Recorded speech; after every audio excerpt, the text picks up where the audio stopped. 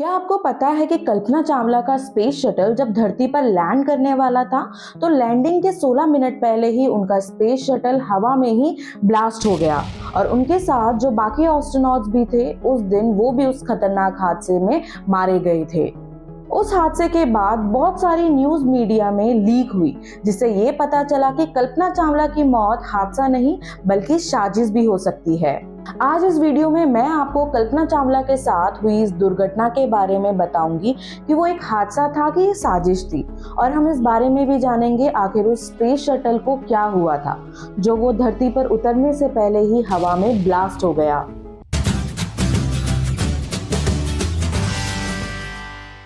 कल्पना चावला 20 साल की उम्र में अमेरिका में अपनी पढ़ाई पूरी करने गई और वहां 3 साल बाद अमेरिका की नागरिक बन गई।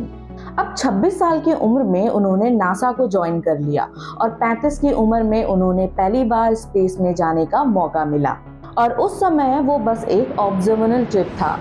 कल्पना के साथ 5 और एस्ट्रोनॉट्स थे। वहां उन्होंने अंतरिक्ष में करीब 372 घंटे बिताए। उस समय उनका काम था स्पेस में एक्सपेरिमेंट करना और सैटेलाइट स्पार्टन 201 को उन्हें स्पेस में ही लॉन्च करना था। अब इस काम की जिम्मेदारी कल्पना चावला को ही दी गई थी। अब ये मिशन तो सफल रहा, लेकिन उस काम को लेकर बहुत सारी कंट्रोवर्सीज हुई। उस सैटेलाइट को अंतरिक्ष में छोड़ने की जिम्मेदारी कल्पना चावला को ही थी, लेकिन उस समय काम करते समय सैटेलाइट में कोई प्रॉब्लम आ गई थी और इसलिए उस टीम में से 2 एस्ट्रोनॉट्स उस शटल से बाहर जाकर उसे ठीक करना पड़ा, और बाद में कहा जाने लगा कि इस फेलियर की वजह कल्पना चावला है क्योंकि उन्होंने ही कोई गलती करी होगी।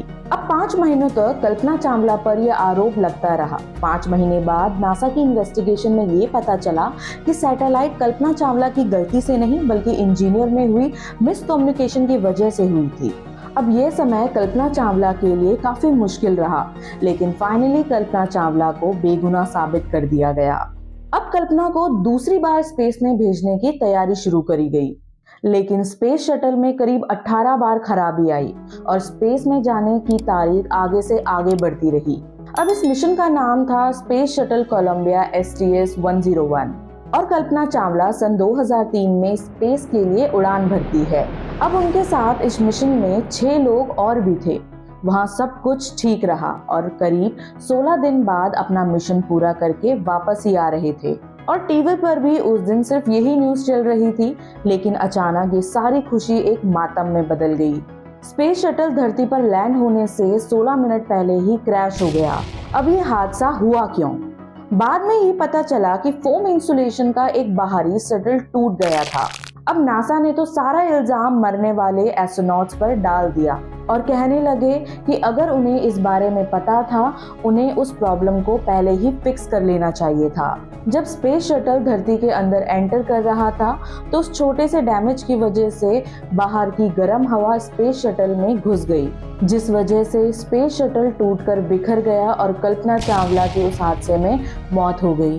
कोलंबिया हादसे से पहले ही मीडिया रिपोर्ट्स के मुताबिक पहले ही पता चल गया था कि स्पेस शटल जमीन पर नहीं उतरेगा और कोई भी एस्ट्रोनॉट नहीं बच पाएगा, लेकिन फिर भी नासा ने एस्ट्रोनॉट्स को कोई जानकारी नहीं दी। अब इस बात का खुलासा मिशन कोलंबिया के प्रोग्राम मैनेजर ने किया था और उन्होंने बताया कि उन्होंने एस्ट्रोनॉट को इस बात के बारे में नहीं बताया क्योंकि वो नहीं चाहते थे कि वो एस्ट्रोनॉट अपनी जिंदगी के आखिरी लम्हों को घुट घुट कर जिए, और उन्होंने ये ठीक समझा कि उस हादसे से पहले वो बस खुश रहें क्योंकि मौत तो वैसे भी आने वाली थी। वैसे ऐसा भी हो सकता था कि अगर उन एस्ट्रोनॉट्स को इस प्रॉब्लम का पता होता तो हो सकता था कि स्पेस में ही अपनी प्रॉब्लम सॉल्व कर लेते और उनकी जान बच जाती। वैसे आपको क्या लगता है, नासा को वो बात उन्हें बतानी चाहिए थी कि नहीं? मुझे कमेंट बॉक्स में जरूर बताएं। हमारे देश की कल्पना चावला के लिए एक लाइक तो जरूर करें और इस चैनल को सब्सक्राइब जरूर कर लें। तब तक के लिए bye bye and take care.